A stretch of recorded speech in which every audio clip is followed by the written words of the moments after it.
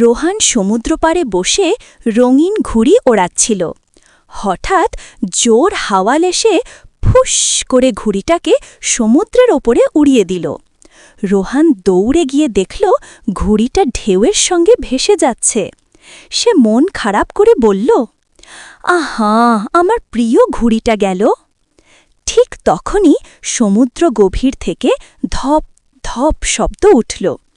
পানির ওপর ভেসে উঠল এক বিশাল সোনালি তিমি। তার পুরো গায়ে সূর্যের আলো পড়ে ঝিকঝিক করছে, মনে হচ্ছে যেন চলন্ত সোনার পাহাড়। তিমি হাসি মুখে বলল, এটা কি তোমার ঘুড়ি? তার মাথার ওপর ঝুলছে রোহানের সেই রঙিন ঘুড়ি। রোহান অবাক হয়ে বলল, হ্যাঁ, তুমি কিভাবে পেলে? তিমি বলল, সমুদ্রের সব প্রাণী তোমার ঘুড়িটা খুঁজছিল। ডলফিন দেখল, জেলিফিশ আলো দেখালো, আর আমি তুলে আনলাম।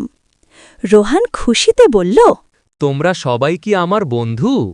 তিমি ধীরে ধীরে মাথা নেড়ে বলল, বন্ধুত্ব মানে হারালে খুঁজে দিই, কাঁদলে হাসাই।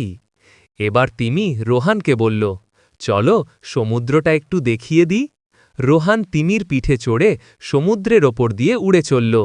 নিচের রঙিন মাছেরা শাড়ি বেঁধে নাচছে, কাকড়া হাত নেড়ে শুভেচ্ছা দিচ্ছে, জেলিফিশ লাইটের মতো জ্বলছে। পুরো সমুদ্রটাই রোহানের জন্য উৎসব। শেষে তিমি তাকে তীরে নামিয়ে দিয়ে বলল, মনে রেখো, সমুদ্র কখনো কাউকে একা ফেলে রাখে না।